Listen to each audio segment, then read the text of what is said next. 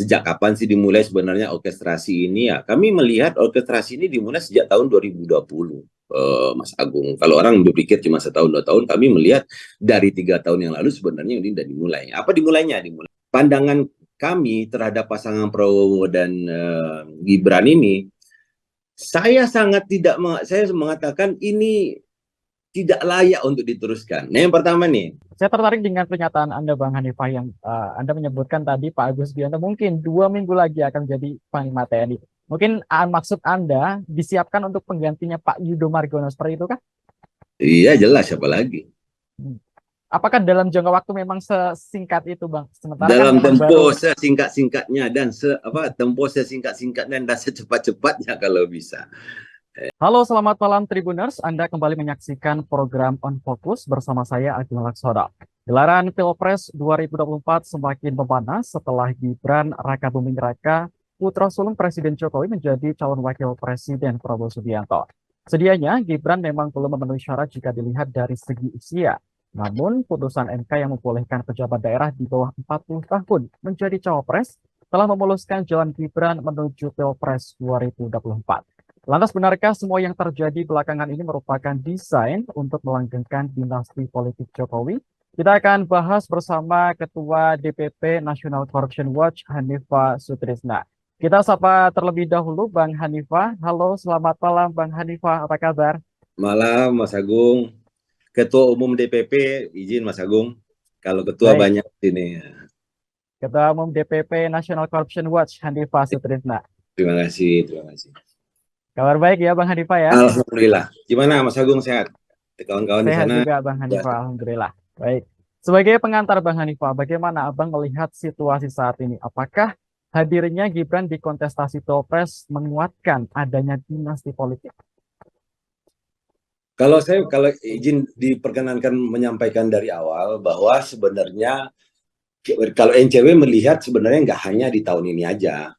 Sebenarnya apa yang terjadi saat ini sih sebenarnya kita udah melihat pada saat tahun 2020 eh, Gibran Rakabuming Raka, kemudian menantu Bobi Nasution dijadikan wali kota Solo untuk Gibran dan wali kota Medan untuk Bobi.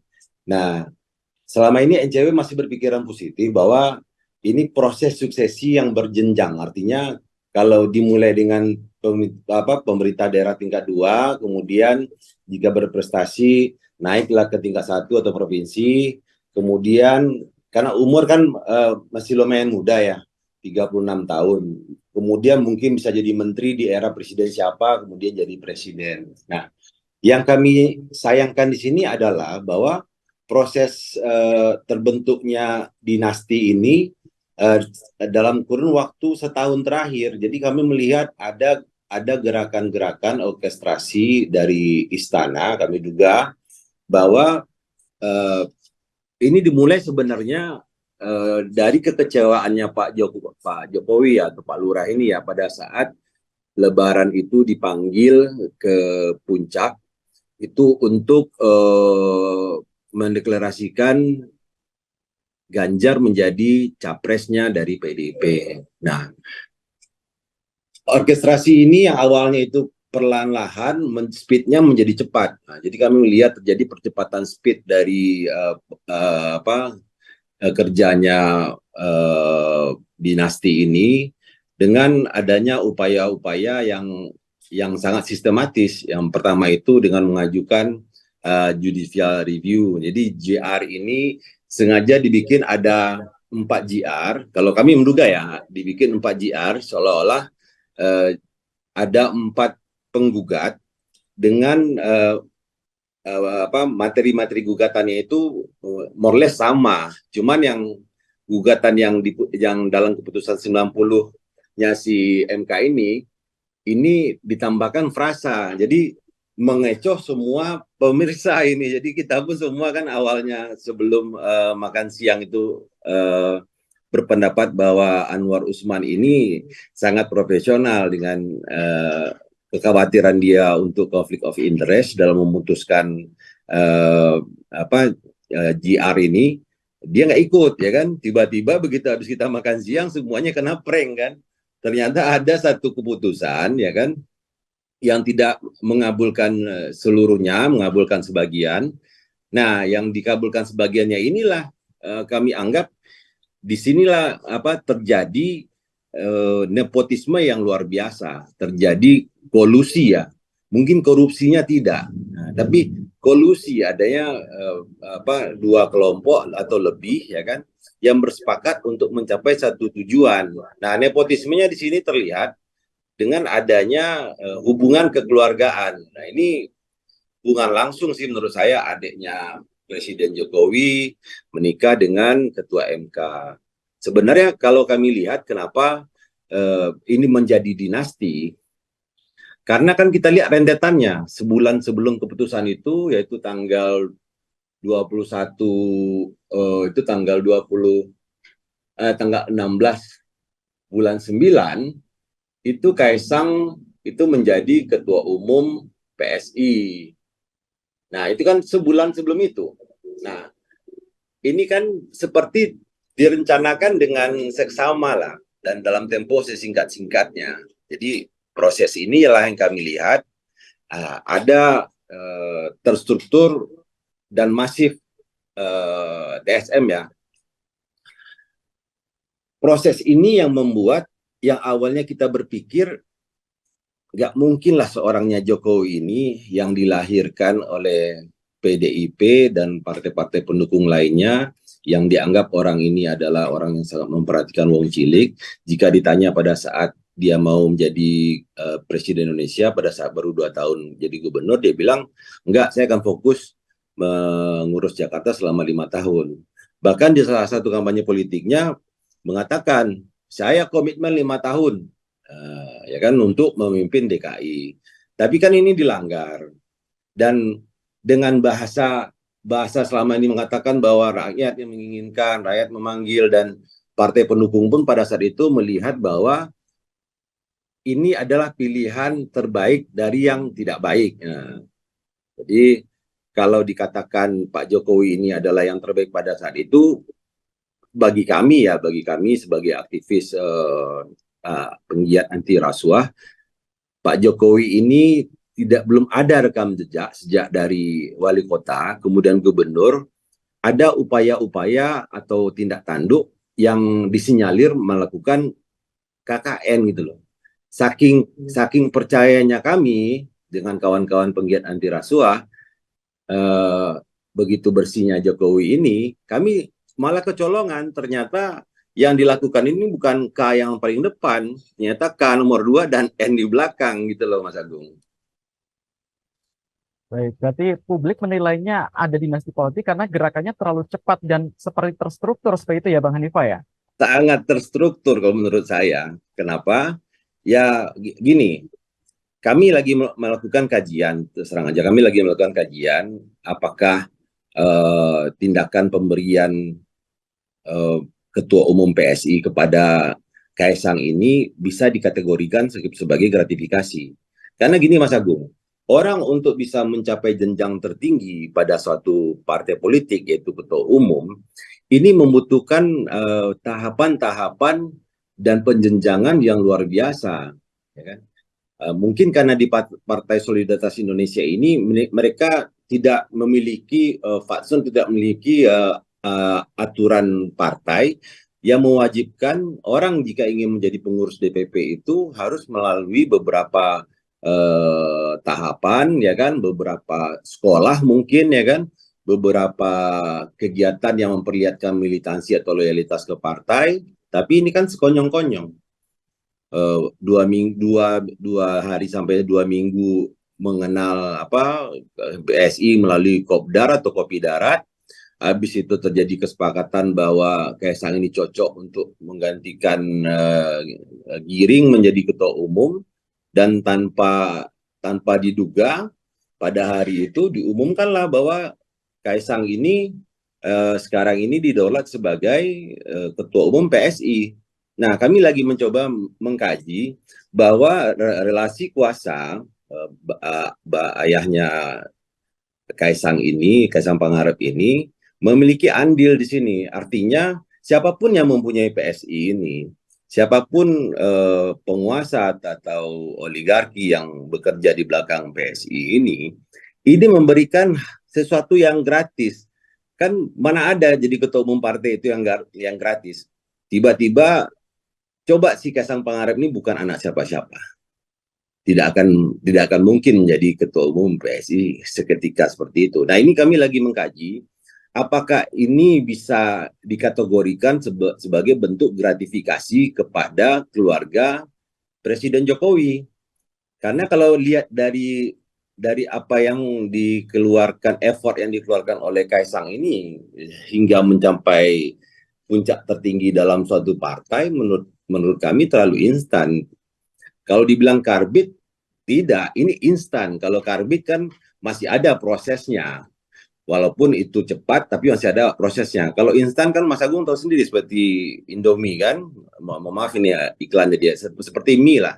Mie itu dipanaskan airnya, dicelup, kasih bumbu, langsung bisa dimakan. Nah ini instan.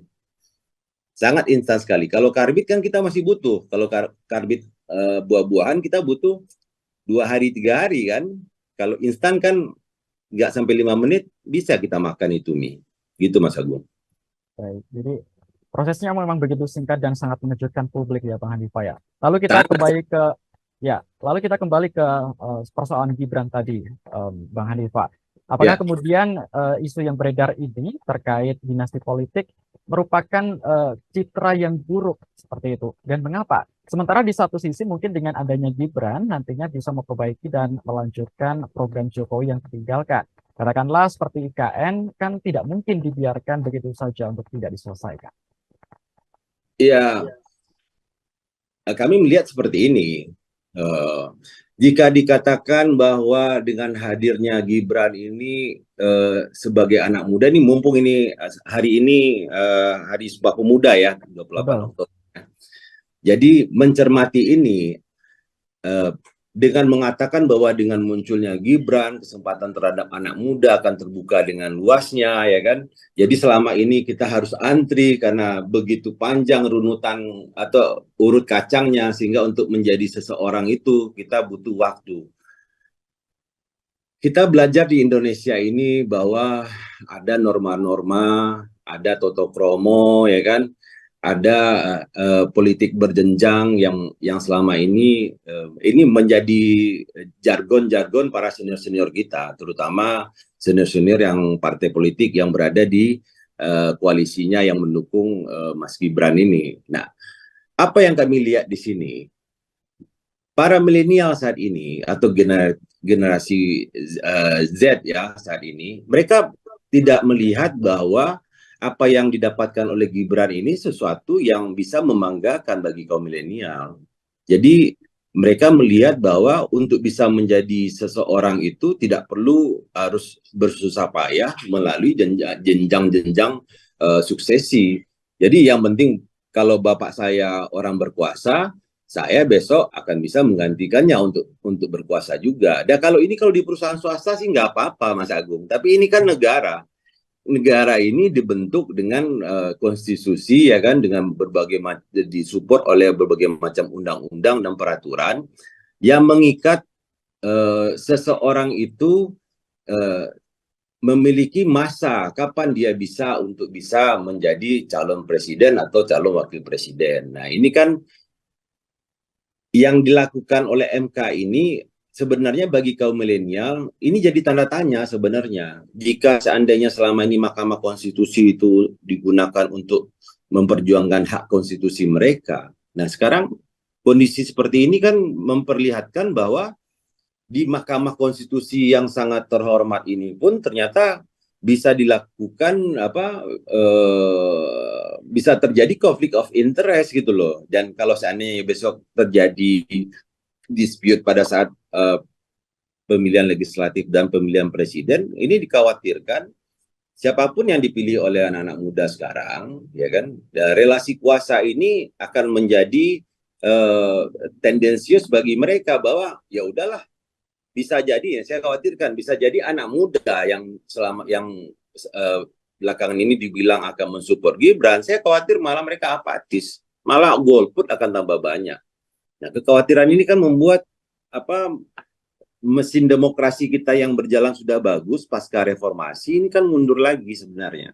Dan ada satu lagi Mas Agung yang menjadi rasa kekhawatiran saya dan sedikit kecewaan saya ya, bahwa orang-orang yang berada di koalisi Indonesia Maju ini adalah para senior yang mengerti tata krama etika berpolitik, yang selalu mengatakan sama kita bahwa untuk berpolitik itu kita butuh effort, militansi, kita harus ada suksesi, kita butuh pendalaman materi terkait dengan bagaimana berpolitik, bagaimana mengatur organisasi, bagaimana menjadi birokrasi, ya kan, bagaimana memimpin satu organisasi dengan etis, gitu, dengan etis dan dengan cara-cara yang sangat elegan. Kan kalau kita sudah masuk ke dunia politik ini kan tidak hanya dibutuhkan kecerdasan. Kalau hanya kecerdasan banyak itu profesor-profesor di luar sana itu, para dokter di luar sana itu, yang seharusnya mereka memiliki kemampuan di bidang komunikasi politik, hukum tata negara segala macam. Dipercaya nggak mereka memimpin organisasi sebesar partai PSI itu? Enggak kan? Karena yang dibutuhkan pada saat ini bagi partai politik itu adalah siapa yang bisa mengorkestrasi suara-suara yang ada di daerah. Nah ini kalau kita kembangkan lagi Mas Agung, ini bisa lebih besar lagi nanti upaya-upaya yang dilakukan oleh dinasti ini mempengaruhi lembaga. Jadi lembaga-lembaga yang akan nanti bertanggung jawab terhadap kontestasi politik di 2024 ini, ya kan, ini sudah terbaca, publik pun sudah membaca. Mungkin saya yakin juga kawan-kawan di Tribun News pun sudah tahu apa yang akan terjadi sebulan atau 2 bulan ke depan. Sebelum yang pasti sebelum keputusan tanggal 14 November itu pasti ada gerakan politik atau gerakan yang dilakukan oleh dinasti ini untuk melakukan hal-hal yang sifatnya ini mencederai demokrasi. Dan harus diakui saat ini, ya kan, demokrasi kita ini terluka, sangat terluka. Saya masih merinding nih kalau setiap saya mendengarkan apa yang disampaikan oleh Hakim Mahkamah Konstitusi Arief Hidayat sama Saldi Isra. Ini melukai hukum yang secara tatanannya itu sudah bagus selama ini. Kepercayaan yang selama ini MK dulu mungkin Mas Agung, saya flashback sebentar ya ke belakang ya. Dulu pada saat 2019 itu betapa dahsyatnya timnya Prabowo Subianto waktu mereka menggugat ke MK dan mereka dikalahkan. Dikepunglah MK itu, dikepunglah Bawaslu, dikepunglah KPU. Pada saat itu saya berada di sana. Saya berada di sana sebagai saksi mata di KPU dan saya saksi mata di Bawaslu. Betapa beringasnya, ya kan, menganggap pemerintah otoriter, pemerintah curang ini segala macam. Nah, sekarang, ya kan, sekarang apa yang dilakukan? Sekarang kalau bagi saya sekarang kecurangan ini yang dulu dituduhkan curang, sekarang kecurangan, yang tuduhan kecurangan itu dipelajari, ternyata ya sedikit curang ini ternyata menguntungkan dalam kontestasi politik, gitu loh Mas Agung. Ya, jadi Anda menilai bahwa ini memang seperti digerakkan seperti itu ya Bang Hanifah ya. Lalu dengan dipasangkannya Gibran dan juga Prabowo Subianto, banyak terutama partai di Koalisi Indonesia Maju ini menilai bahwa pasangan keduanya ini merupakan pasangan ideal. Prabowo sebagai politisi senior sekaligus menggandeng anak muda. Lalu bagaimana kacamata dan respons Anda terkait pasangan Prabowo dan juga Gibran ini? Bagi kami ya, maksudnya saya mewakili organisasi dan pendapat pribadi saya juga, karena kami sudah menemukan jawaban di NCW. Siapapun pasangannya sekarang, ya kan, selagi tidak memainkan konstitusi, selagi tidak melakukan olah undang-undang untuk melakukan memuluskan jalan pasangan capres dan cawapres ini, silakan aja. Kalau dikatakan karena karena Prabowo umurnya udah 70, kemudian Gibran ini di bawah 40, ya kan, ya saya sangat mendukung anak muda itu maju, tapi bukan dengan cara-cara keculasan dan cara-cara instan yang merusak tatanan demokrasi gitu loh. Ini sesuatu yang memalukan. Nah, ini pernyataan mungkin Mas Agung bisa melihat juga.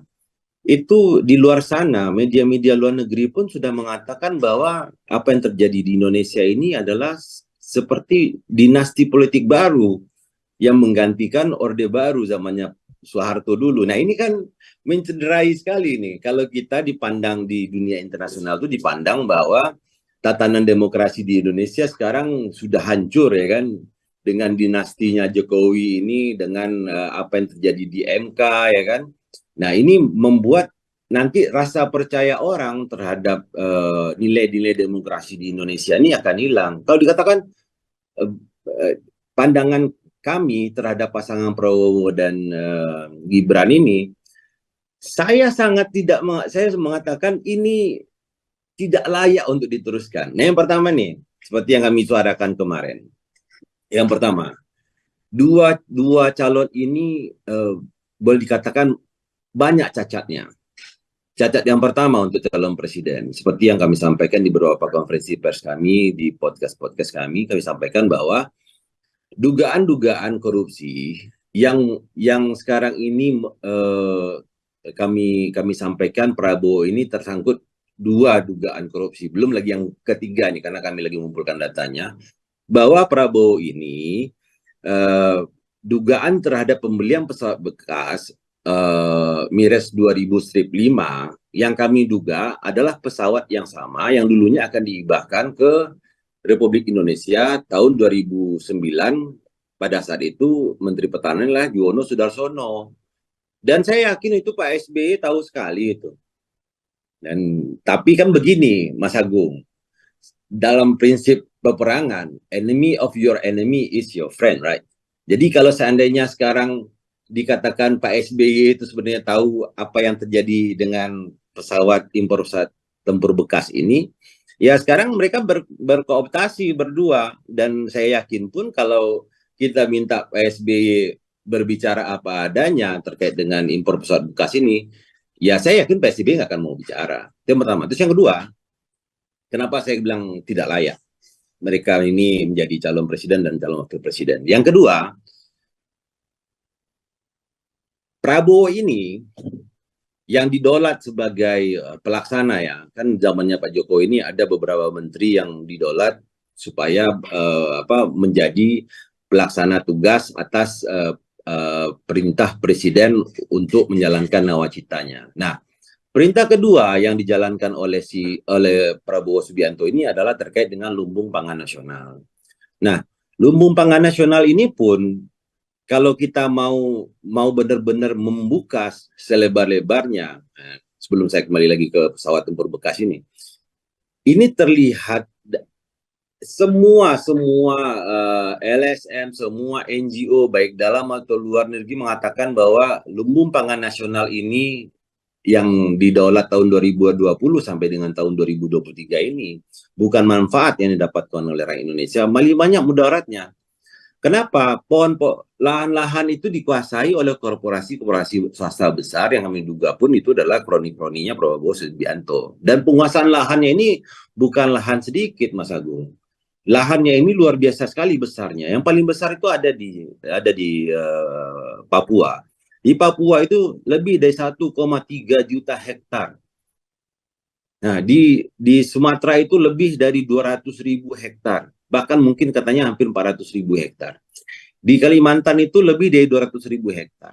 Di Sulawesi lebih dari 200.000 hektar. Nah, ini 2 juta hektar yang boleh dikatakan tidak ada hasilnya. Kemudian penempatan pangan yang dikatakan pangan itu di beberapa wilayah ini tidak sesuai dengan kebutuhan pangan. Kalau dikatakan lumbung pangan nasional, artinya wilayah ini yang ditanam dengan tanaman pangan itu adalah yang dibutuhkan, sehingga tujuan akhirnya Indonesia akan swasembada pangan. Tapi apa yang didapat? Nilai uang yang dikeluarkan 6 triliun 2020 sampai 2022 sampai saat ini tidak bisa dipertanggungjawabkan, artinya dianggap gagal. Nah, kenapa saya bilang ini ada kaitannya dengan dinasti oligarki ya? Karena sesalah-salah apapun yang dilakukan oleh Prabowo Subianto ini sebagai Menteri Pertahanan dan pelaksana tugas untuk lumbung pangan nasional, Presiden Jokowi membelanya ini luar biasa. Bahkan ini menurut saya ini kemunduran bagi kita. Begitu dikatakan bahwa proyek lumbung pangan nasional ini bukan proyek biasa. Jadi kalau seandainya terjadi kegagalan yang pertama, yang kedua itu berhasil 25%, yang tiga juga berhasil sedikit, mungkin ke-6, ke-7 baru bisa berhasil. Nah, ini memperlihatkan bahwa terlihat dengan jelas, ya kan, dinasti ini udah bekerja tidak hanya mulai tahun kemarin, sejak mulai dari tahun-tahun sebelumnya. Mungkin setelah, kalau dugaan buat kami ini dengan ada beberapa program yang gagal dan dimaafkan, terutama lumbung pangan nasional ini, nilainya besar loh Mas Agung, 6 triliun. 6 triliun itu diserahkan lahan-lahan itu swasta untuk mengelola, ya kan, diberikan insentif baik itu bibit, baik itu pupuk di sana kan, kemudian disuruh tanam dan gagal. Nah, biasanya kalau proyek gagal, BPK atau BPKP akan melakukan audit dan jika gagal biasanya dipinalti kan, atau jika ada dugaan korupsi di sana karena tidak melakukan sesuai dengan apa yang sudah ada dalam BESTEK atau ada dalam RAB atau ada dalam DIPA-nya, ini harusnya menjadi temuan. Tapi yang lucunya, temuan terhadap lumbung pangan nasional ini pun tidak diungkap. Nah, ini kan berarti kan benar-benar sudah diorkestrasi benar-benaran lembaga-lembaga, bahkan badan perwakilan keuangan yang selama ini boleh dikatakan sangat sangar ya jika ada proyek-proyek yang menggunakan anggaran pembelanjaan negara yang disalahgunakan, mereka bersuara keras. Tapi saya melihat di sini ada saling sandra. Kegagalan keduanya Prabowo Subianto ini dan dimaafkan dan dibela ya oleh Presiden Jokowi secara terang-terangan pada saat awak media menanyakan hal tersebut, ini memperlihatkan bahwa dinasti ini terbentuknya ini tidak lama setelah Jokowi ini dilantik menjadi Presiden RI yang kedua. Dan ini menurut saya ini apa ya, kalau dibilang pengkhianatan bisa jadi. Kalau pribadi ke partai, saya bisa mengatakan bahwa ini pengkhianatan. Tapi kalau partai keluar dari koalisi, saya tidak bisa mengatakan itu pengkhianatan. Itu adalah kebutuhan dan ini partai gitu loh, untuk bisa lebih besar dan meningkatkan elektabilitasnya. Nah, terus kenapa saya bilang Wapres juga nggak layak? Saya mau tanya, ada beberapa wartawan pun nggak bisa jawab, entah nggak bisa jawab, entah nggak mau menjawab. Saya tanya, bisa nggak disampaikan ke saya secara komprehensif, ya kan, atau secara detail, short detailnya aja, apa berhasilnya saudara Gibran ini sebagai wali kota di Solo? Dibilang pertumbuhan ekonomi di Solo itu meningkat sejak Gibran menjadi wali kota. Apa dasarnya? Apa studi empiris yang dilakukan yang bisa menilai secara kuantitatif bahwa itu berhasil, dan secara kualitatif itu dikatakan berhasil karena melihat dari euforia orang-orang di Solo, Solo menjadi lebih rame, Solo lebih ini. Nah, semua ini kan kembali saya bilang ini udah diorkestrasi oleh dinasti ini. Dengan apa? Dengan proyek-proyek besar, ya kan? Dengan kegiatan MICE yang besar itu selalu diadakan di Solo. Ekonominya bergeraklah ke Solo. Ya kita nggak bisa memungkiri itu. Jika ada kegiatan dalam satu kota itu digerakkan secara masif, pasti ekonomi pun akan bergerak secara masif.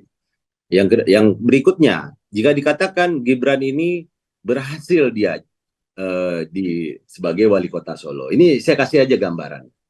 Saya kasih gambaran, ini open source data yang bisa kita lihat dimanapun. Jadi saya mengutip dari kawan saya si Ubaidillah, dia melaporkan Gibran dan Kaisang ini menerima gratifikasi atau ada TPPU di sana dengan menerima uang kucuran dari PTSM. PTSM ini yang juga tersangka pembakaran hutan tahun 2015. Nah, lucunya si PTSM ini dituntut ganti rugi sebesar 7,9 miliar pada saat dia kena pembakaran itu kan. Nah, kami belum menemukan itu apakah 7,9 miliar jadi dibayar atau enggak. Nah, tiba-tiba ya kan Kaisang dan Gibran ini diduga menerima kucuran uang berdasarkan laporan dari Ubadillah ini sebesar 99,3 miliar. Ini kan sangat fantastis. Jadi kita melihat kesederhananya Pak Jokowi ini dari Solo ke menjadi gubernur DKI sangat sederhana sekali. Bahkan ada mobil SMK itu mengatakan biar rakyat Indonesia bisa menikmati roda 4, TKDN-nya SMK ini nanti bisa mencapai 90%. Nah, ini kan inilah jargon-jargon yang selama ini masyarakat Indonesia ini merasa bahwa ya beliau ini memang sosok pemimpin yang diidam-idamkan oleh rakyat Indonesia. Jangankan rakyat Indonesia ada di sini nih, saya sendiri nih, saya mengidam-idamkan itu pada saat itu kan. Cuman gerakan-gerakan terakhir-terakhir ini setelah kita coba telusuri ke belakang, ya kan, kita telusuri, kita selidiki. Sejak kapan sih dimulai sebenarnya orkestrasi ini ya? Kami melihat orkestrasi ini dimulai sejak tahun 2020, Mas Agung. Kalau orang berpikir cuma setahun 2 tahun, kami melihat dari 3 tahun yang lalu sebenarnya ini sudah dimulai. Apa dimulainya? Dimulai dengan Lumbung Pangan Nasional. Akhirnya memang tidak terlaksana, terbengkalai begitu saja.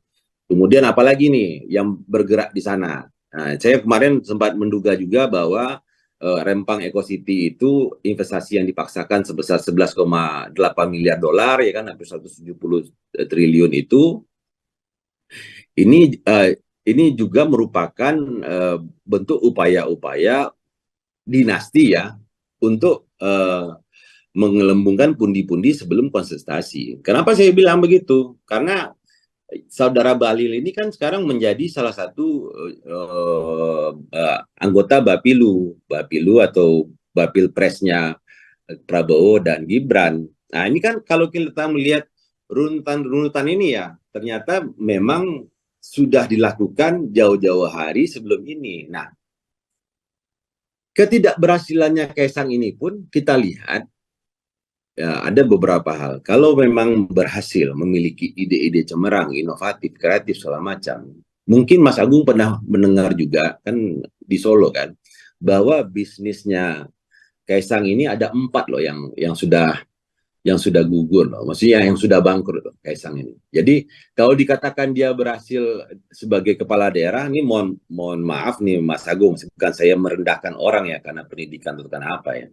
Kan kami juga menggali informasi data rahasia terkait dengan saudara Gibran ini menjadi wali kota Solo. Itu berapa banyak guru besar dan berapa banyak para doktor komunikasi politik, pakar ekonomi segala macam yang digiring ke sana untuk mementorin wali kota Solo ini sehingga memahami sebagai birokrasi itu apa yang harus dilakukan. Sebagai pemimpin daerah tingkat 2 itu apa hal yang signifikan yang bisa meleverage ekonomi di daerahnya. Kenapa saya bilang semuanya itu nggak ada, bukan berasal dari Gibran ini sendiri, maka saya katakan belum layak ya. Saya mengatakan bukannya tidak layak, tapi belum layak, butuh waktu lah untuk dia belajar. Ada 4 bisnis Gibran yang belum diikar.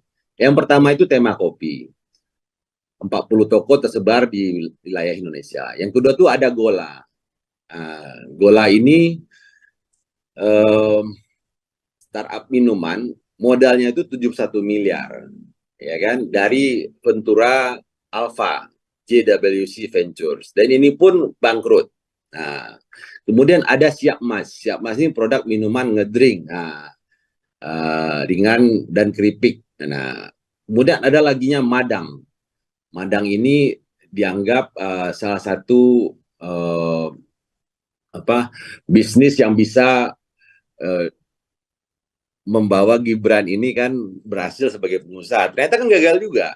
Artinya gini, Mas Agung, kita akan melihat rekam jejak orang ini berdasarkan keberhasilan masa lalu dia, sehingga posisi masa sekarang pada saat dia diproyeksikan untuk menjadi seseorang itu bisa menjadi lebih nyata dan lebih ada kepastian bahwa siapapun yang akan memimpin kita ini memang orang-orang yang kompeten, yang kredibel, yang memiliki kompetensi, tidak hanya kompetensi sebagai kepala daerah, pernah menjabat sebagai kepala daerah, tapi kan memimpin negara ini kan dari Sabang sampai Merauke itu lebih dari 17.000 pulau, bayangkan 17.000 pulau lebih yang harus dikelola oleh dua orang yang namanya presiden dan wakil presiden. Walaupun orang banyak berdebat sama saya mengatakan, udahlah bang, ya kan wakil presiden ini kan nggak ada tugasnya, yang bertugas kan presiden. Jadi kalau seandainya memang dia butuh belajar 5 tahun pertama ini, ya biarkan aja dia di sana, jangan diganggu. Saya bilang, saya tidak punya pretensi, tidak punya facet untuk mengganggu orang bisa berprestasi.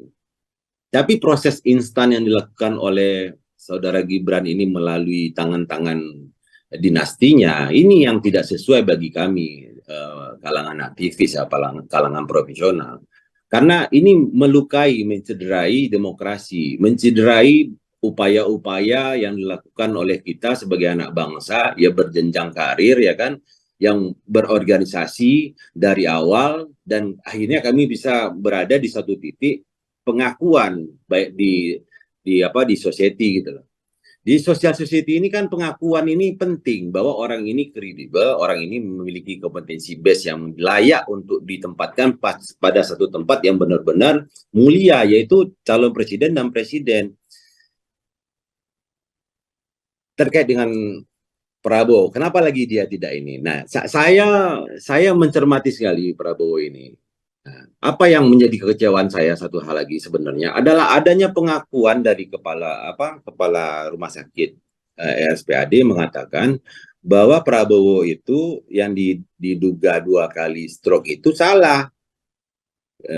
Kan kami bercanda jadinya, ya bukan 2 kali, mungkin 3 kali. Menurut saya ini kan penyampaian informasi yang janganlah, walaupun ini ada pesanan-pesanan politik, tapi jangan membodohi anak bangsa ini, karena kita bisa melihat dengan nyata bahwa para Prabowo ini tidak begitu sehat untuk bisa mengatur diri dia sendiri. Kan kalau kita bisa melihat orang bisa mengatur diri sendiri kan kelihatan itu Mas Agung. Seperti Pak SBY, gagah dia jalan kan, tidak perlu pada saat dia menjabat pertama jadi presiden. Kemudian kita lihat Pak JK.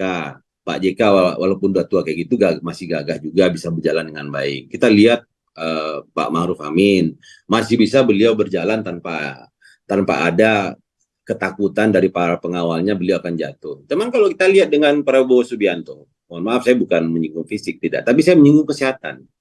Kalau Prabowo Subianto berlari aja Prabowo ini sedikit pada saat dia bergaya gemoy itu yang disampaikan oleh saudara Andre Rosiade kan, semua pengawalnya itu takut dan berlari.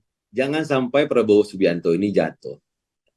Ini kan memperlihatkan bahwa sebenarnya kesehatan Prabowo Subianto ini dalam tanda kutip perlu dipertanyakan. Dan jangan disangka lagi oleh kepala rumah sakit RSPAD bahwa Prabowo ini mengalami stroke 2 kali itu salah. Iya, mungkin salah jadi 3 kali, mungkin gitu Mas Agung. Nah, apalagi yang berkembang di sini membuat saya itu kami menyampaikan bahwa Prabowo sama Gibran ini, saya tidak mempersalahkan umur ya. Ini tolong dicatat Mas Agung bahwa umur tua dengan umur muda dikombin itu nggak ada masalah. Dan itu malah terlihat ada suksesi, artinya yang lebih senior bisa memberikan mentoring kepada yang lebih muda. Fase pada saat perjalanan kepemimpinan ini bisa berjalan beriringan, ya kan, banyak hal baru yang bisa dipelajari oleh wakil presiden yang muda. Tapi proses instan ya dan keterlibatan dinasti ini yang menurut saya membuat pasangan calon Prabowo Subianto dan Gibran ini nggak cocok.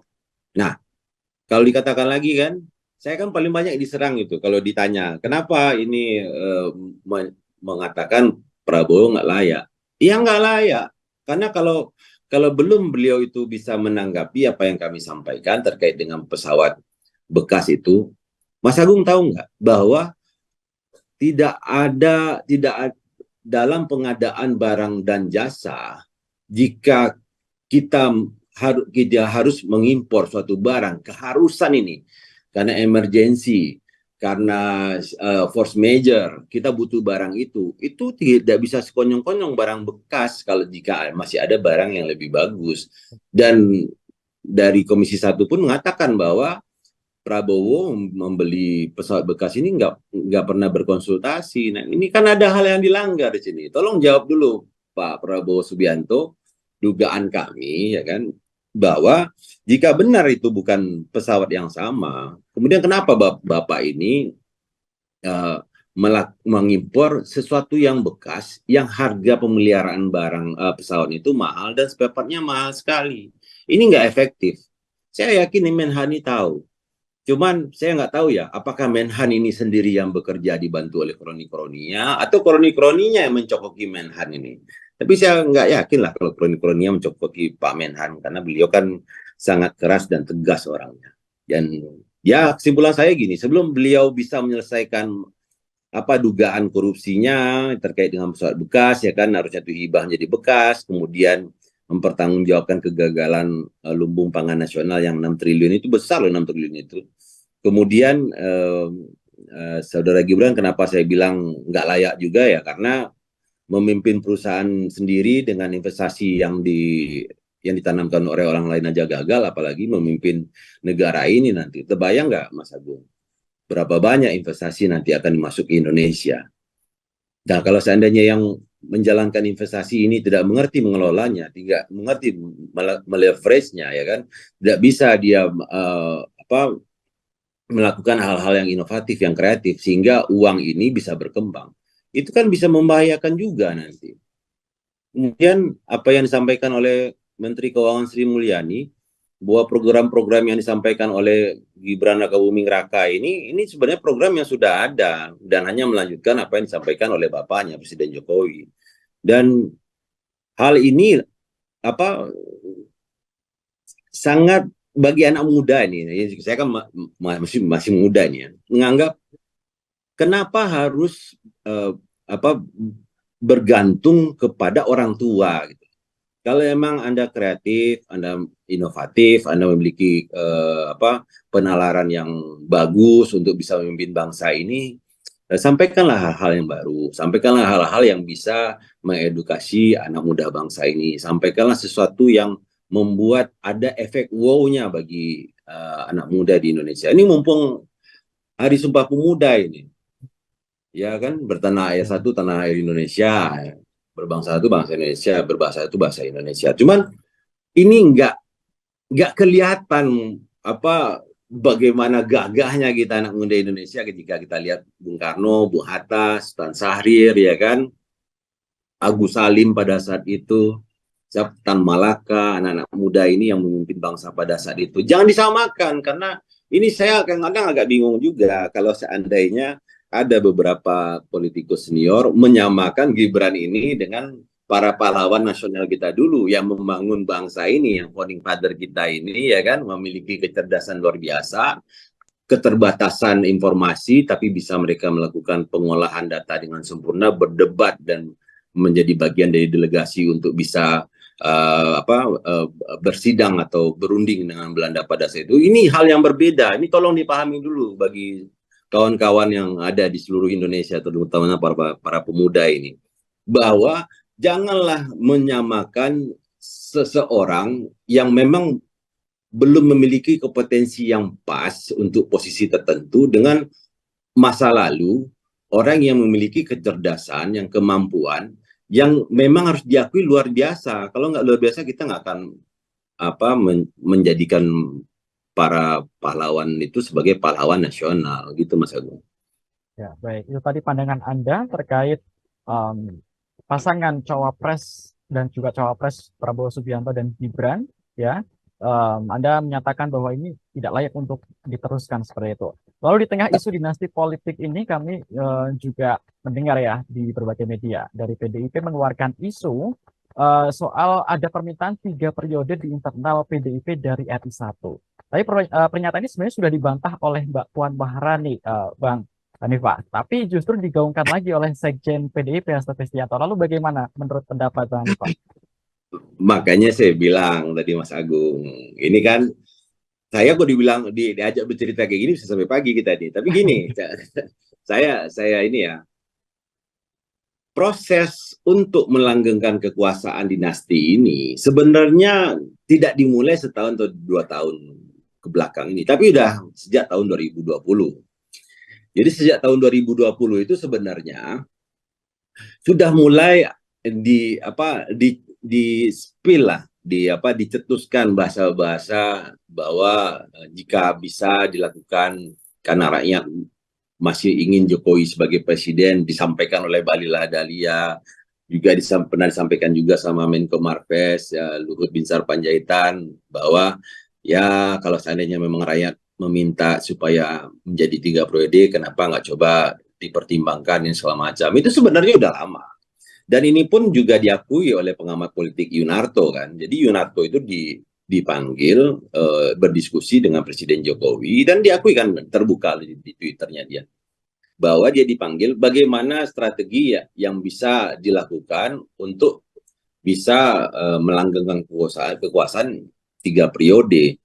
Nah ini kan sudah ada bukti-buktinya, walaupun dikatakan kalau Mbak Puan, saya yakin Mbak Puan ini berusaha meredam, jangan sampai nanti keluar sesuatu yang sahih dari partai yang pada saat ini sedang berkuasa, ada merupakan partai yang menjadikan Pak Jokowi ini orang nomor 1 di Indonesia, itu menjadi gejolak atau menjadi kisruh. Ini caranya PDIP terus terang selama 3 bulan terakhir ini agak sedikit berbeda dengan PDIP yang dulu saya kenal, yang jika banteng bergerak semuanya akan digerudukkan. Nah,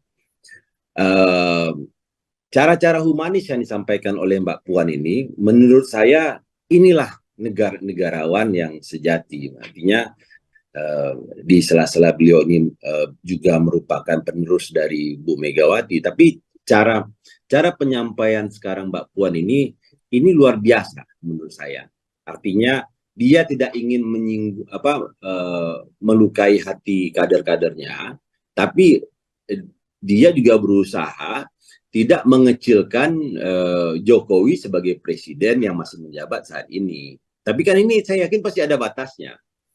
Manusia itu kan pasti ada limit tertentu ya kan, yang diam, kami diam, kami diam, kami diam ya kan, karena selama ini katakan diam itu adalah emas. Tapi saya yakin pada saat berbicara itu adalah berlian, orang akan memilih untuk berbicara. Itu Mas Agung. Dan ini menurut saya hanya momentum aja, bahwa apakah benar Jokowi itu ingin berkuasa 3 periode. Kalau kami di NCM meyakini iya, karena proses ini sudah diorkestrasi sejak tahun 2020 dan ini sangat nyata kelihatan. Lalu yang mungkin menjadi perbincangan di publik ini karena memang tidak ada ada ketidaksinkronan antara Bang Hasto dan juga Mbak Puan seperti itu ya Bang Hanifah, sehingga publik bingung membacanya seperti itu. Sebenarnya memang adakah perintah dari RI1 seperti itu atau keinginan pribadi dari RI1 seperti itu? Soalnya kan atau mungkin ini memang tadi Anda bilang Mbak Puan, ada memuji Mbak Puan, orang yang sosok yang sangat nasionalis dan mungkin tidak ingin ada isu miring di tengah menggaungkan PDIP ini untuk memenangkan Ganjar dan juga Mahfud seperti itu. Iya, ini dari kami ya NCW ya. Ya. Kalau saya melihat antara Mbak Puan dengan Bang Hasto, Mas Hasto ini nggak ada friksi sama sekali. Ini kan dia namanya partai politik lah, mau di Demokrat, mau di PAN, mau di Golkar, mau di Gerindra. Orang ini kan punya masing-masing punya tiap-tiap punya tugas masing-masing. Yang satu naikin tensi, satu nurunin tensi ya kan. Satu menggunakan poker face seolah-olah tidak terjadi apa-apa, satu lagi memperlihatkan kesedihan, satu lagi memperlihatkan amarah. Ini kan dalam berkomunikasi politik kan semua fase-fase dan semua variabel-variabel bagaimana mempengaruhi massa ini kan digunakan. Jadi kalau seandainya datar-datar aja kan tidak ada riak-riak yang bisa menaikkan adrenalin para kader kan, para konstituen, para calon pemilih. Nah, menurut saya jika dikatakan ada nggak friksi antara Mbak Puan dengan Mas Hasto? Kalau saya melihat enggak, ini hanya seperti pembagian peran aja, bahwa Mbak Puan ini ingin supaya tidak ada hal-hal yang bisa mencederai mencederai anak-anak bangsa lebih meluas lagi, makanya beliau berusaha meredam. Cuman mungkin dari sisinya Sekjen ini kan pasti ada dorongan dari DPC, dari DPD kan, daerah-daerah itu yang mengatakan bahwa kita harus bergerak. Nah, mungkin ingin menyampaikan bahwa ingin menyampaikan yang sebenarnya, tapi Mbak Puan belum memikirkan, belum saatnya. Nah, ini saya nggak tahu ya, karena ini kan di PDIP sendiri. Tapi kalau kami melihat di luar, sebenarnya yang disampaikan Mas Hasto itu nyata adanya. Dan yang paling jelas itu adalah pada saat ada beberapa orang influencer yang dipanggil ke istana oleh Pak Jokowi, ya kan, terlihat oleh mereka bahwa pemanggilan ke Jakarta itu bahwa mereka harus mengawal Mas Ganjar menjadi penerus Jokowi berikutnya, namun akhirnya ternyata di ujung-ujung seperti di prank. Tapi ada beberapa dari influencer itu menyampaikan bahwa pada saat terjadinya pertemuan itu mereka sudah melihat Joko Widodo ini bukan Joko Widodo yang mereka kenal 2014 dan 2019 pada saat akan menjadi Presiden RI yang kedua. Nah, ini sebenarnya kan mereka ini kan paham sekali dialektika dan berkomunikasi politik ya. Jika ada keinginan seseorang untuk mencapai tujuan tertentu, tapi pada saat dipanggil itu ya terlihat jelas sebenarnya agenda sebenarnya dari Pak Lurah ini bukan ingin mensuksesi Ganjar, tapi ada sesuatu, tapi mereka pada saat itu tidak menyangka bahwa ini akan Gibran gitu loh, Mas Agung. Oke. Lalu dari kacamata Anda, Bang Hanifah, kepentingan apa sih yang sebenarnya paling terlihat dengan lahirnya dinasti politik ini? Apakah memang hanya sekedar karena ingin berkuasa atau bagaimana?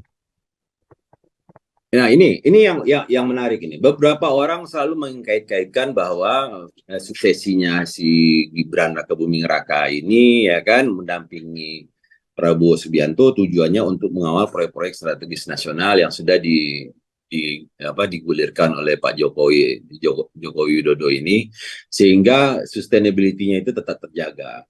Jadi seperti proyek di IKN, terus beberapa proyek strategis nasional, waduk irigasi besar, jalan tol, habis itu kereta cepat Jakarta Surabaya, ya kan, yang akan diteruskan. Kemudian ada lagi proyek PSN yang kereta api lintas Sulawesi. Kemudian ada lagi beberapa proyek smelting besar, itu ada di Kalimantan Utara. Ada beberapa lagi proyek-proyek besar yang dianggap bahwa ini sangat berkorelasi, keberlanjutannya ini jika tidak diberikan ke orang yang tepat, ya kan, ini tidak akan berlanjut. Tapi kan hal ini memperlihatkan bahwa Jokowi ini berkhianat terhadap partai yang sudah membesarkannya, mulai dari wali kota menjadi Presiden RI. Kalau memang pada saat itu dia ingin mengatakan dia mau supaya keberlanjutan dari proyek-proyek strategis nasional yang sudah bagian dari nawacitanya ini mau dilanjutkan, tinggal bicara aja sama Mas Ganjar Pranowo kan ini bagian dari satu partai mereka. Nah, kalau saya belakangan jika dikatakan apakah ini memang direncanakan sehingga Gibran ini dengan di speed up menjadi wapres dan keberlanjutan proyek ada kaitannya atau enggak, saya tidak melihat itu. Kenapa saya tidak melihat itu? Yang pertama, Gibran ini tidak memiliki kompetensi base yang benar-benar ngerti infrastruktur, yang benar-benar mengerti terkait dengan economic development, makro maupun mikroekonomik, karena kegagalan dia di mikroekonomik dia nggak ngerti, gagal lah dia 4 bisnisnya bangkrut kan. Makroekonomik dia nggak mengerti, kenapa? Ya karena menurut saya apapun yang dilakukan sekarang itu, kebijakan yang ada di Solo sekarang itu, dia dibantu oleh para profesor dan para doktor, dan kami mendapatkan data-datanya, informasi siapa yang mengawal Gibran ini yang menjadi mentornya selama menjadi wali kota Solo. Dan ya Mas Agung pun juga udah tahu kan, untuk menjadikan seorang Gibran Raka Buming Raka ini menjadi wali kota Solo kan bukan bukan apa bukan proses pemilihan langsung yang sederhana. Banyak yang terluka di sana, yang seharusnya itu kader PDIP ya kan, di sana yang melanjutkan efek Rudi demi seorang Gibran ini, ya kader ini harus kecewa, dan kekecewaan itu sempat sempat keluar di media kan. Hal yang sama dilakukan juga di Medan. Kader PDIP terbaik karena ada keinginan dari Pak Jokowi supaya memberikan kesempatan kepada menantunya menjadi kepala daerah di sana. Tapi kan orkestrasi inilah saya katakan bahwa dinasti ini nggak hanya setahun 2 tahun, dari 3 tahun yang lalu gitu loh Mas Agung. Kalau dibilang keterkaitannya dengan keberlanjutan sustainability program proyek segala macam yang sudah dicanangkan Pak Jokowi, saya tidak melihat korelasi yang sangat erat. Ini hanya ingin melanggengkan kekuasaan karena hasrat berkuasa ini, Mas Agung. Mas Agung belum pernah jadi presiden kan, saya pun belum pernah. Tapi kan kita nggak tahu. Ternyata begitu menjadi presiden ini kan banyak hal-hal yang bisa didapatkan, privilege yang didapatkan. Salah satu privilege yang didapatkan oleh si Kaisang itu. Ya, karena saya anak presiden, ya sekali-sekali saya ada privilege lah. Ya, kami silakan aja Kaisang mendapatkan privilege, tapi kami bisa menduga itu. Jika ini deliknya bisa kami temukan, mana yang bisa ini gratifikasi jelas di depan mata. Bapak berkuasa, anak diberikan kuasa menguasai suatu partai. Bisa diduga ini adalah bentuk gratifikasi dari pemilik dari PSI kepada Presiden Jokowi. Persembahan lah, didugaan kami. Persembahan untuk meneruskan kekuasaannya melalui gratifikasi yang diberikan kepada Kaisang yang memiliki kuasa relasi dari Joko Widodo. Gitu Mas Agung. Baik. Lalu terlepas dari keluarga Presiden Jokowi antara Gibran, Kaisang dan juga Presiden Jokowi sendiri, kita tahu kemarin Bang Hanifah ada kasat baru yang dijabat oleh sosok yang juga dekat dengan Presiden Jokowi, ya ini Pak Agus Subianto yang dulu sudah dekat sejak di Solo seperti itu. Dandim ya. Dan juga melenggang menempati posisi tertinggi di apa namanya di TNI seperti itu. Lalu Anda bagaimana melihatnya, Bang Hanifah? Makanya saya bilang orkestrasi ini akan terus berlanjut Mas Agung. Orkestrasi ini akan terus berlanjut ya kan. Bahwa nanti dinasti ini akan berusaha mengkooptasi lembaga-lembaga yang akan menjadi nanti penentu kemenangan dari Prabowo Subianto dengan Gibran. Jadi Agus Subianto ini yang dijadikan kasat menggantikan Jenderal Dudung ya kan. Ini saya sampaikan aja ini 2 minggu lagi kasat ini akan jadi Panglima TNI. Ini bocoran. 2 minggu lagi lah udah jadi Panglima TNI itu. Nah ini kan semakin terlihat bahwa dinasti ini berusaha melakukan orkestrasi, mengumpulkan variabel-variabel penentu untuk kemenangan Prabowo Subianto dengan Gibran Raka Buming Raka ini. Lembaga-lembaga mana yang harus mereka kooptasi, harus mereka kuasai sehingga proses untuk pemenangan pada saat election itu bisa dipastikan. Nah, dengan penguasaan TNI, ya kan? Kalau kalau Polri kan sudah memang dari dulu kita tahu bahwa Jenderal Polisi Listio Sigit ini adalah orang dekat pada saat Pak Jokowi itu sebagai wali kota Solo, Pak Jokowi ya. Kemudian Agus Subianto ini pun kan sebagai dandim pada saat itu di sana. Nah, sekarang nggak hanya sebagai kasat. Ini kalau informasi ini benar, 2 minggu lagi lah. 2 minggu lagi jadi Panglima TNI. Udah jelas itu. Jadi Anda melihat ini memang dipersiapkan tak hanya dari lingkup keluarga, tapi juga beserta perangkat-perangkatnya seperti itu, Bang Hanifah. Semua elemen-elemen variabel-variabel penentu, lembaga, kementerian, ya kan, ini bocoran-bocoran lagi nih. Kalau ini yang udah beredar kan, seperti keinginannya Pak Jokowi, ya kan, tapi tidak keluar dari mulutnya, keluar dari orang-orang sekelilingnya, bahwa karena ada kedekatan antara Kabin, ya kan, dengan Bu Megawati atau dengan PDIP, maka Kabin akan digantikan oleh Jenderal Dudung, ya kan? Ini isu-isu yang beredar ini. Tapi kan Pak Jokowi tidak berusaha membantah itu. Dia mau melihat test waternya seperti apa, ya kan? Gelombang ini seperti apa, akseptasinya masyarakat, social society ini seperti apa. Kemudian ada lagi nih yang harus dikuasai oleh beliau, yaitu BSSN, Badan Cyber ya. Nah, kemudian apalagi yang harus dikuasai oleh beliau. Nah, ini yang lebih dahsyat lagi nih, bagaimana supaya dengan kondisi saat ini tidak perlu mengeluarkan uang untuk bisa melakukan penetrasi terhadap para pemilih. Ya, tahun ini ada bansos sama BLT. Tahun depan lebih dahsyat lagi, bansos BLT-nya kabarnya lebih dari 500 triliun. Kan hampir 20% dari total APBN kita. Kan aneh itu menurut saya. Dulu program BLT-nya Pak SBY ini sangat tidak disukai oleh Jokowi. Maka keluarlah kartu-kartu yang sekarang ini pun digadang-gadang sama Gibran kartu-kartunya. Nah, ini tiba-tiba kan kalau seandainya ada BLT, bansos atau apapun lah namanya, itu kan pemberian cuma-cuma dari pemerintah kepada masyarakat Indonesia. Saya tidak menolak itu, malah senang ekonomi bergerak.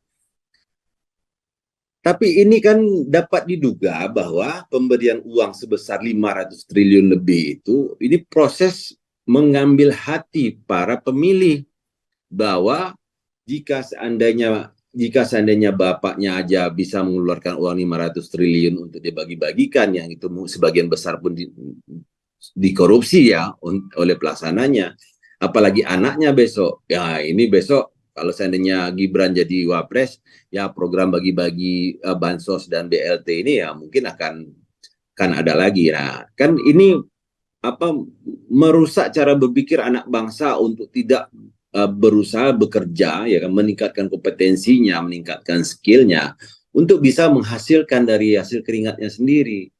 Dan ini bisa meninambobokkan. Lebih bagus uang 500 triliun itu bikin sentra-sentra industri, dukung pembiayaan para UKM yang benar-benar diawasi, jangan hanya ngasih kur habis itu nggak diawasi jadi kredit macet. Kemudian beberapa lahan-lahan atau wilayah-wilayah tambang ya kan yang selama ini orang termarginalkan dan jadi korban aja masyarakat di sekitar tambang, dimanfaatkanlah mereka, mungkin industri industri atau bentuk bisnis yang bisa mensupport tambang itu sendiri, ya kan kebutuhan dalam tambang itu banyak, ada bahan makanan, ada bahan bakar, ada segala macam, ada kayu segala macam. Ini kan lebih jelas pengangguran pun bisa ditekan. Tapi kalau hanya memberikan bantuan sosial, memberikan BLT, orang nganggur ya tetap nganggur. Dia hanya berharap dapat 300.000 setiap bulan. Kalau seandainya lapangan pekerjaan yang dibuka, ya kan, keterlibatan masyarakat dalam beberapa industri itu dilibatkan, ini kan jauh lebih besar impact-nya atau efek dominonya terhadap ekonomi Indonesia. Itu Mas Agung. Baik. Saya tertarik dengan pernyataan Anda, Bang Hanifah, yang Anda menyebutkan tadi Pak Agus Bianto mungkin 2 minggu lagi akan jadi Panglima TNI. Mungkin maksud Anda disiapkan untuk penggantinya Pak Yudo Margono, seperti itu kah? Iya, jelas, siapa lagi. Apakah dalam jangka waktu memang sesingkat itu, Bang? Sementara dalam kan tempo sesingkat-singkatnya dan tempo sesingkat-singkatnya dan secepat-cepatnya kalau bisa. Ya ini kan informasi yang kami terima. Dan sekarang lagi mempersiapkan yang kasat ini dari mana, apakah dari menantunya Pak LBP yang akan naik sebagai kasat, ya kan, atau dari jenderal-jenderal bintang 3 lainnya yang sudah antri saat ini kan. Kan kita lagi nunggu juga apakah Pangkostratnya akan jadi kasat, karena Wakasat kan sekarang udah jadi kasat kan, atau bisa jadi ada Pangdam, ada lagi ya, ada Pangdam yang selama ini juga sangat taat dan patuh kepada dinasti, mungkin akan dikarbit menjadi kasat. Tapi yang jelas itu ada beberapa lembaga penentu yang saat ini dianggap akan menjadi batu sandungan ke suksesinya Prabowo dan Gibran ini akan diganti, dan isu itu sangat keras, sangat, dan ya sudah menjadi persiapan lah beberapa lembaga ini jika memang akan terjadi pergantian. Baik. Dan kalau dikatakan apakah benar Kasat menjadi Panglima TNI, ya kami kan hanya mendapatkan informasi yang layak kami percayai karena persiapan untuk menuju ke sana terlihat dengan jelas. Ya, kita lihat bersama nanti Bang Hanifah, apakah memang prediksi yang Anda sampaikan tadi benar adanya, Iya, ya? iya, iya, Kita iya. saksikan sama-sama. Siap, siap Mas Agung. Baik. Lalu Bang Hanifah, ini kan juga menjelang 2024, banyak juga kondisi kepala daerah yang menempati PJ, ya. Itu Ya, adalah orang-orang pilihan Jokowi juga. Apakah Anda melihat ini juga merupakan desain untuk melanggengkan dinasti dan membantu majunya Gibran? iya kan tadi saya sudah sampaikan bahwa orkestrasi ini sebenarnya sudah dimulai dari tahun 2020, cuman eksekusinya mungkin dimulai dari tahun 2022 kemarin, ada PJ-PJ dan 2023 ini. Yang paling jelas nih, kalau kami kan melihat dari kacamata kami sebagai penggiat anti korupsi, ya, kolusi dan nepotisme, ya. Dengan dikembalikannya Amran sebagai Menteri Pertanian, ini pertanyaan menurut saya pertanyaan yang sangat serius ini. Kenapa harus Amran Sulaiman lagi?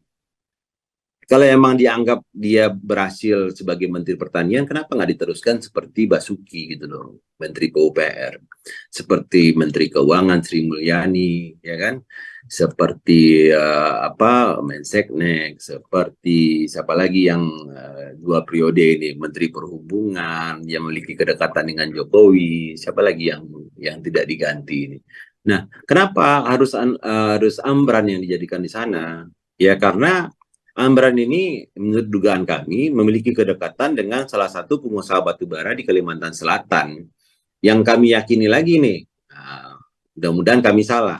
Besok saya yakin akan menjadi bendahara tim pemenangan TPN-nya Prabowo Gibran.